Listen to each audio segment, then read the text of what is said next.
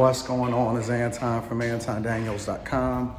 I appreciate you guys for continuing to rock with me. I got a busy day. Of course, we live streaming with Q tonight. Shout out to my girl Mika. Put her on a flight yesterday in order to get her back to where she needs to be. She's part of the team now. We'll talk about that later. And then a Millionaire Morning Show today. And I'm gonna be shooting some content with some other content creators over the next few days. So that should be absolutely awesome. And I'm gonna be talking about something on a Millionaire Morning Show that's related to what it is that I'm talking about right now. But let me just get my thoughts off really quickly. Black people, black culture, white people, Asians, Latinos, Americans, any and everybody, men, women, nobody is coming to save you, bro. Nobody, literally, nobody is going to come and fix you. They're not going to save you. They're not about to make your situation in your life better. Nobody is giving you reparations. Listen, you need to just stop having that conversation altogether. It's not going to happen, big dog. It's not happening. The minute that I realize that I'm in this on my own, and the best thing that could have ever happened to me is the fact that I didn't get an inheritance. Nobody was going to give me anything. I realized that my father did the absolute best that he could possibly do as far as empowering me with all of the information. And he taught me a lot. Like, he taught me a lot about life. He was a living example of what it is that I thought that I wanted to be like. But then he wanted to become more of an example from a character perspective, which is one of the reasons why I was so thankful that I was raised in a church and stuff like that. And so, you know, what he did for me was really empower me, but he also empowered me by helping me to understand that men, right? And he framed it in the context of men, but largely he was like, yo, Anton, life is unforgiving. And whenever it is that I go, nobody is going to care after they bury me. Now, I'm going to honor his memory, but the best way that I can honor him is actually being a reflection of the thing that he taught me. And he told me, he said, listen, you're going to have to get it out the mud. Ain't nobody coming to save you. I'll do what I can as far as making sure that I empower you and give you all of the knowledge. And I mean, he taught me a lot. He taught me plumbing. He taught me, electrical. He taught me a lot. We built whole churches, as a group. But through these lessons and housing and renovations and stuff, and I understand that a lot of guys didn't have a father in their life. But let me tell you, as much as I'm sympathetic towards you, it doesn't matter. Nobody cares. At the end of the day, people are going to be a little bit sympathetic to your needs and what you got going on, but they care more about themselves. We live in an era, which is not necessarily a bad thing or a wrong thing, but we live in an era where we're more selfish than ever.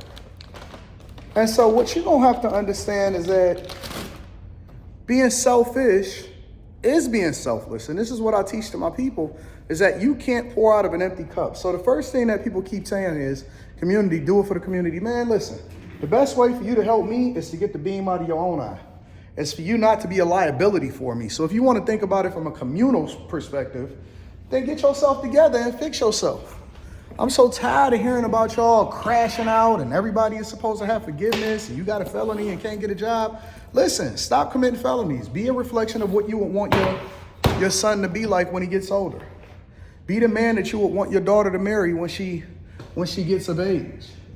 And so that's the way that you help the community, is not being a liability, but being an asset to your family, which then feeds into the ability for other people to do things based off of what you're successful at. Maybe you'll be able to employ people one day. Maybe you'll be able to be a contributing member of society, pay your taxes, take care of business, fix your family, ensure that your son ain't robbing nobody and your daughter is not for the streets and having children out of wedlock. That would then lead to us paying more taxes in order to make sure that we help them from a social services perspective that is unfair for the other people that actually did it the right way. And so, help help me help you by doing the right thing for you. Whenever people hit me up and they say, yo, Anton, what is it that I can do for you? You help me in so much of my life.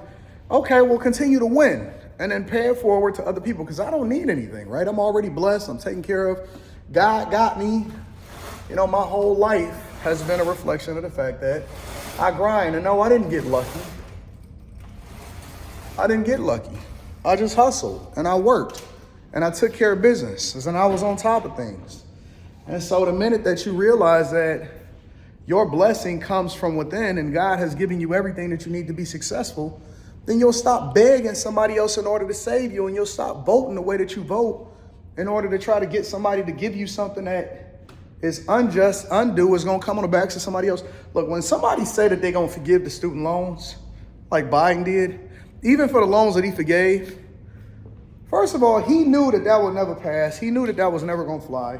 He had the power to do whatever it is that he was doing the entire time, but they played you in order to continue to get your vote. But let me tell you what else that they did, right? And this is the real finesse. What they also did was they say, yo, we're going to forgive your student loans. Meaning him. Biden did it. You know who really forgave your student loans? People like me.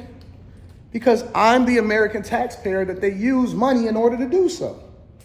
So when you fuck up your life, you then become a burden on other people, and then our taxes go up, and then they say, tax the rich.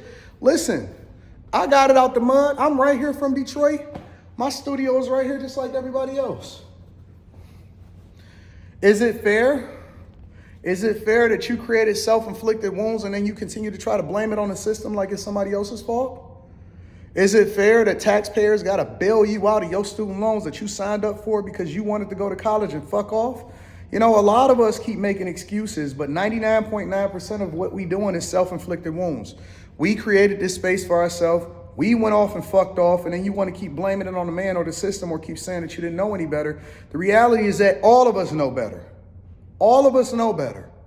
We know the difference between right and wrong. We know that we ain't supposed to fuck up the money. We know that you was taking out student loans so you can go and party and look fresh on campus and then trying to impress people that didn't give a fuck about you. You knew it was too bad. You knew you wasn't supposed to be sleeping with that guy. You know you ain't supposed to have children out of wedlock. You know that you ain't supposed to be out here robbing, stealing, and scamming and going to jail. And then you keep on justifying it by always pointing the finger at everybody else when in reality it's your fault. The next time that you keep pointing the finger, make sure you point it in the mirror. The next time that you point the finger, make sure you point it in the mirror. Because nobody is coming to save you. And nobody is going to help you. And nobody is going to take care of you. You know, we live in a culture where today, I'm opening up my work laptop right now, right? Opening up my work laptop right now, right? Because I'm about to dial in for a meeting. I got a 9:30 meeting, and I'm about to sign in for that.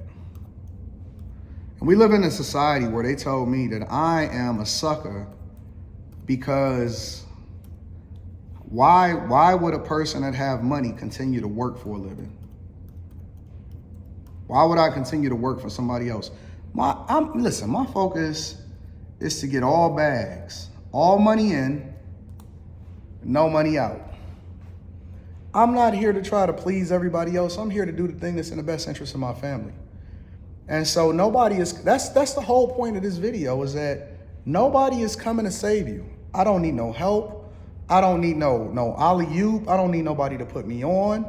We got it out the mud 100%. And anybody that chooses to rock with us is rocking with us based off of the fact that they see that we already moving, and that's off our own merits. I don't need nobody that's not already working. I don't need nobody that don't already got a movement. Even the record industry, as crooked as it is, it only signs people that already is working and got a movement. They're not creating stars from scratch, A&R and you and shit like that. They're not doing that. And so you're going to have to work. You're going to have to push. You're going to have to grind. You're going to have to take care of business. You're going to have to be on top of things because nobody is coming to save you, bro. And the minute that you realize that is the minute that you unlock your power, and you have to understand that even the migrants know, listen, all I need, like Nas said, all I need is one opportunity, one shot.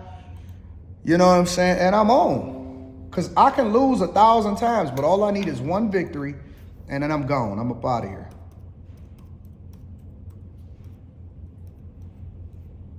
I'm gonna get all of the money. I'm gonna get all of the bags. And I'm gonna make sure that my family is taken care of and my employees are straight. And we gonna run it up. And all of that other junk, it's for the birds.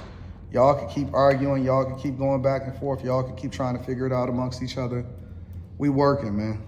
I'm blessed and I'm working. And there's so many lazy people that keep making excuses as to why they can't be what they supposed to be and being on top of things. But that's all right. For every blessing that you miss, I'm gonna go ahead and pick that up. I'm gonna go get that. I'm gonna take that.